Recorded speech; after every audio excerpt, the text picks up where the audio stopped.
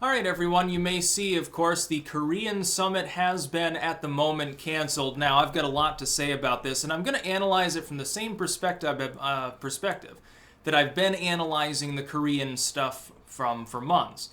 Surprisingly, well, unsurprisingly, people who are more on the left are saying, well, you're just a Trump apologist because you think this is a good thing. Yeah, it is a good thing. In fact, it's a double win for Donald Trump. Let me tell you why. As I've said before in regards to the Korean situation, the reason why Trump even got a summit agreed to, among other things, got the hostages released, and scored all of these victories, the reason why he got China to give him a standing ovation and pull out all the stops when he visited there, to greet his diplomats well, to give him leeway on Korea, the reason why this has happened is because Trump understands something that Obama and Bush did not understand, Clinton to a small extent. Asian politics, in general tendency, are not the same as US and Western politics. North Korea does not operate the same way culturally and politically as a Western European nation. Now, when Obama was president, he never understood this, so he never made any leeway. The last time he visited China, they left him standing on the tarmac, didn't roll out a carpet, didn't even greet him. There was a reason. It was a sign of disrespect. At the time when that happened, if he had really wanted to put the screws to them, put the onus on them, he should have turned around, gotten back on the plane, and immediately left. Instead, he very humbly walks in, slouched over, essentially a defeated man, bowing before Chinese dominance. That's the way it's perceived, culturally speaking.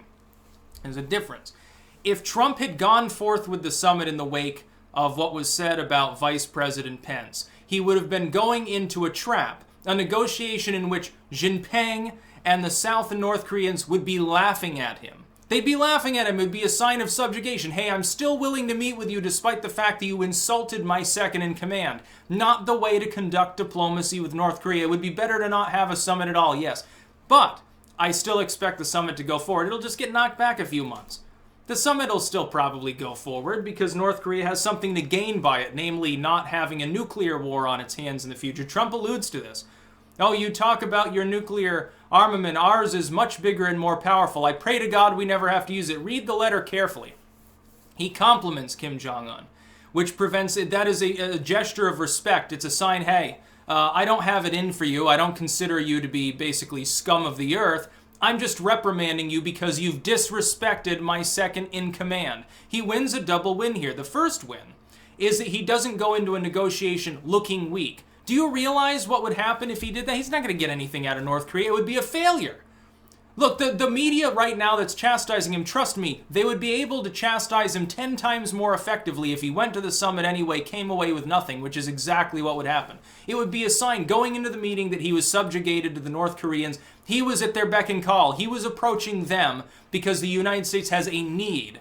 We're very respectful of you, great dear leader. That's not the way you want to approach negotiations. You never approach a negotiation from a position of subjugation. Your enemy will steamroll you. That would be nuts. It would be the biggest diplomacy mistake of the last century if he decided to go to the summit at this time. At the same time, though, he's won a political victory in the domestic sense. I'll tell you why. Look at the Democrats. They've been chomping at the bit to criticize Donald Trump.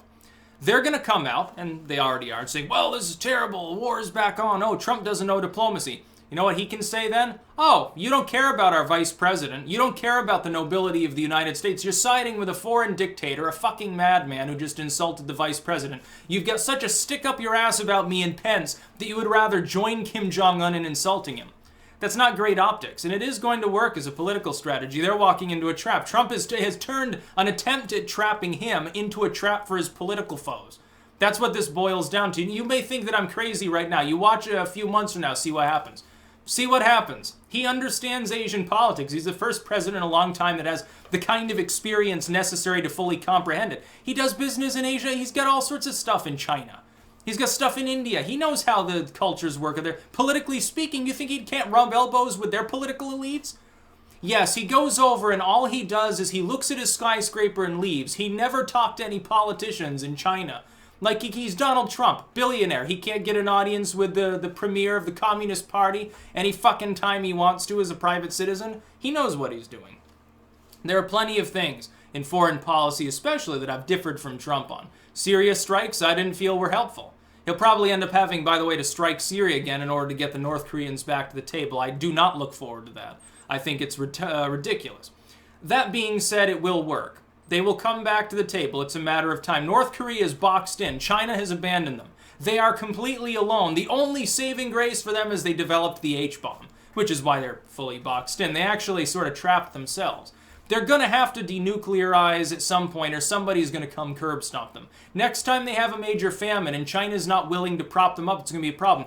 And Trump preemptively put the screws to China as well and said, oh, the border's looking more porous. That's fine. I hope that it does get that way and people can travel to and from North Korea and China. But it has to be after a summit, after a deal is reached. He's now putting the onus on the Chinese to stick to their end of the agreement. He's going to keep reminding them of that. You watch, and Jinping respects him because he understands how they do politics. Politics a la Duterte, Jinping, Kim Jong Un, Shinzo Abe is not the same as the way you conduct it with Macron. It's not the way you conduct it with Theresa May, where you walk around the garden and talk about your favorite tea, where you go and tipple wine with fucking Hollande. That's great. Obama knew that. Bush knew that. Trump can do that, although he seems not to like it. No, he likes the boardroom-style cutthroat politics of East Asia and of Russia better than he does Western Europe because it's more his element. He's used to cutthroats. He's used to a bunch of fucking criminals that stab each other in the back all the time. He's not used to the politeness, the very oh goodness, your children are so lovely, your town is so lovely, your home, I love this decoration, what is this called? What's the French term for blah blah blah? And exchanging hours of pleasantries. Oh, you're so esteemed, you're like my greatest buddy. No, you do that with Kim Jong Un. You know, this is why Obama failed in Asian politics time after fucking time with everything except the Spratly Islands. Thank goodness he didn't fail there. You try doing that in a summit with Kim Jong Un. Oh, Kim, I couldn't wait to meet you. Wow, your country's great, and like you're such an upstanding. That's a bunch of bullshit, and he knows that it's bullshit. In fact, it's patronizing to tell the truth. That sort of pleasantry, the gentlemanly speak that you use in European diaspora circles, is not what you want to use if you're trying to get your point across. You're insinuating people on the left are so dumb on this issue.